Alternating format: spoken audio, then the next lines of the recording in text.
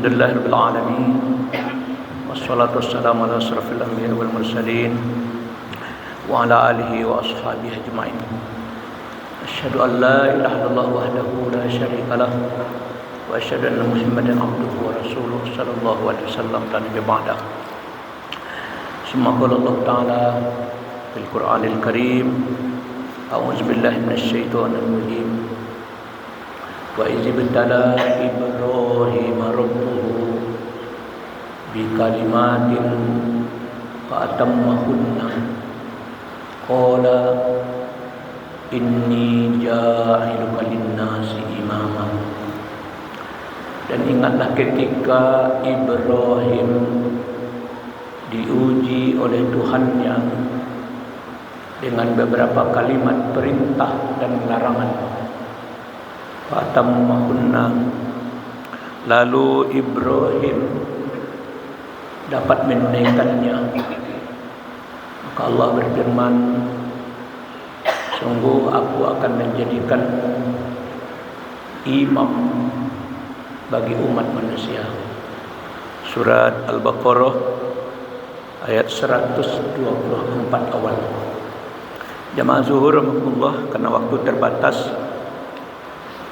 pada kesempatan pendek ini kita sampaikan, karena kita berada sudah memasuki hari ke-6 Zulhijjah. Beberapa hari ke depan kita sudah melaksanakan hari raya Idul Adha di mukim kita masing-masing. Kemudian kita lanjutkan dengan penyembelihan hewan ternak kurban, dan sebelumnya kita melaksanakan puasa 9 Zulhijjah yang dikenal dengan puasa Arafah. Oleh itu kita diingatkan dengan tilas Nabi Ibrahim dan keluarganya agar dapat kita amalkan dalam kehidupan sehari-hari tentang memahami puncak pengorbanan Nabi Ibrahim dan keluarganya itu. Ibu bapak-bapak, kalau kita himpun semua dari puncak pengorbanan Nabi Ibrahim itu, pertama harus diperbaharui niat. Kemudian yang kedua keimanan.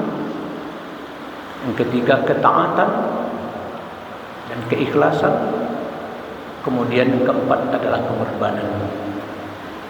Kita ambilkan beberapa contoh dari pengorbanan Nabi Ibrahim alaihissalam.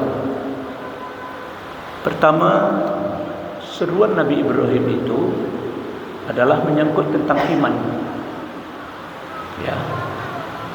Artinya menerima kebenaran Allah dalam hati. Menerima kekuasaan Allah dalam hati. Itu menyangkut 3 hal. Pertama akidah, yang kedua tauhid, yang ketiga keyakinan. Ketiga inilah bentuk pengorbanan Nabi Ibrahim yang berupaya kita mengamalkannya dalam kehidupan kita sehari-hari. Pertama, akidah, buhul diri kepada Allah. Artinya setiap aktivitas kita, perbuatan kita, pekerjaan kita hendaknya terkait kepada Allah. Apapun bentuk perbuatan, karena itu merupakan ikrar kita. Qul inna sholati wa nusuki wa mahyaya wa mamati lillahi rabbil alamin. Sesungguhnya solat, ibadat, hidup dan matiku semata-mata karena Allah, Tuhan semesta alam. Yang kedua menyangkut tentang tauhid. Ibrahim sendiri disebut dengan bapak tauhid. Kenapa bapak tauhid? Kita tengok nanti ya, pengorbanan Nabi Ibrahim mulai dari mencari Tuhan sampai nanti menyembelih anaknya. Itu semua pengorbanan Nabi Ibrahim dan keluarganya.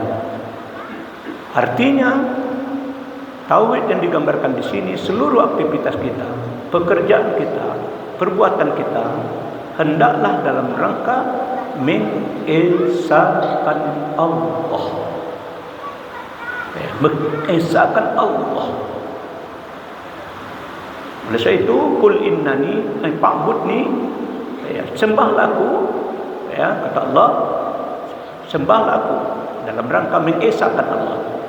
Lalu yang ketiga menyangkut tentang keyakinan. Apa menyangkut tentang keyakinan? Bahwa yakinkan kepada diri bahwa setiap perbuatan yang kita lakukan, katakanlah itu perbuatan, ucapan dan pendengaran, sikap, semuanya akan diminta pertanggungjawaban. Itulah seruan iman yang mendasar oleh Nabi Ibrahim sebagai bapa tauhid. Ya. Lalu apa puncak pengorbanan Nabi Ibrahim itu? Dimulai dari ketika Nabi Ibrahim ingin menyembah Tuhannya, dia melihat bintang. Inilah Tuhanku. Lalu bintang tenggelam. Keesokan harinya dia melihat bulan. Inilah Tuhanku. Tapi keesokan harinya rupa bulan pun tenggelam. Sampai nanti ketika Nabi Ibrahim melihat matahari yang lebih besar. Inilah Tuhanku. Tapi Allah mempertajam mata hati dan pikiran Nabi Ibrahim. Aku tidak suka kepada tenggelam. Maka Nabi Ibrahim mengiktikadkan dalam dirinya, aku tidak menyembah bintang, aku tidak menyembah bulan, aku tidak menyembah matahari, tapi aku menyembah pencipta bintang, bulan dan matahari. Inni wajjahtu wajhiya lillazi fataras samawati wal ard hanifan musliman wa ma'ana minal musyrikin. Sungguh aku hadapkan wajahku kepada Allah, pencipta langit dan bumi, dengan penuh kepasrahan mengikuti agama yang benar, dan aku bukanlah termasuk orang-orang yang musyrik. Lalu pengorbanan berikutnya ketika Nabi Ibrahim diuji oleh Allah dengan beberapa kalimat perintah dan larangan. Fa'atammahunna, dia dapat menunaikannya. Apa yang perlu pula kita amalkan terhadap kalimat perintah dan larangan yang disampaikan oleh Allah kepada Nabi Ibrahim? Ini pula lah yang perlu kita amalkan dalam kehidupan sehari-hari. Pertama, nanti dapat kita tengok dalam surat Al-Ahzab, surat yang ke-33 ayat 35, ada 10. Kemudian surat Al-Mu'minun, surat yang ke-23 ayat 1 sampai 11, ada pula 10. Ada yang bersamaan perintah-perintah itu dan larangan.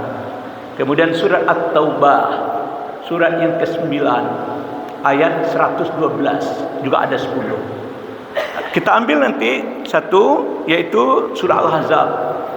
Innal muslimina wal muslimat wal mu'minina wal mu'minat wal qanitina wal qanitat was sadiqina was sadiqat was sabirina was sabirat wal khashi'ina wal khashi'at wal mutasaddiqina wal mutasaddiqat was sha'imina was sha'imat wal hafizina furujahum wal hafizat wad dzakirina Allah katsiran wad dzakirat a'addallahu lahum maghfiratan wa ajran azima. Sesungguhnya laki-laki dan perempuan yang muslim, kita sudah muslim tapi belum sempurna. Kita ringkaskan saja Bapak karena waktu terbatas. Maka kita berupaya peringkat kedua, wal mu'minina wal mu'minat, laki-laki dan perempuan yang beriman. Iman kita sudah menyadari, tidak ada yang tetap, dia berubah-ubah. Pagi taat, sore engkar, pagi tenang, sore gelisah. Itulah iman. Sering hadis yang kita dengar itu, sudah latah bagi kita, al-imanu yazidu wa yanqus, yazidu bit ta'ah wa yanqus bil maksiat. Iman itu ada kalanya bertambah, ada kalanya berkurang. Ketika bertambah, taatlah dia. Tapi ketika menurun, kecenderungan manusia itu melakukan maksiat. Maka kita tingkatkan dengan wal qanitina wal qanitat, laki-laki dan perempuan yang taat atas perintah Allah. Ketika itu perintah Allah, orang mukmin adalah sami'na wa ata'na. Kemudian terus kita aplikasikan ketaatan itu, was-shadiqina was-shadiqat, laki-laki dan perempuan yang benar ucapannya, benar pendengarannya, benar sikapnya, upaya benar ucapan, ya. Man kana yu'minu billahi wal yawmil akhir falyakul khairan aw liyasmut. Barang siapa yang beriman kepada Allah, beriman pada akhir, hendaklah yang mengucapkan perkataan yang baik. Kalau tidak diam, mana perkataan baik? Kalamullah wa kalamus sunnah Rasulullah. Pendengaran begitu juga, dia mendengarkan ucapan-ucapan dan perkataan, tapi allazina yastami'unal qaula fayattabi'una ahsanah. Mereka mendengarkan perkataan, tapi catatannya yang diikutinya yang hasanah. Karena waktu sudah masuk, itu yang dapat disampaikan. Nanti amalan-amalan Nabi Ibrahim banyak sekali.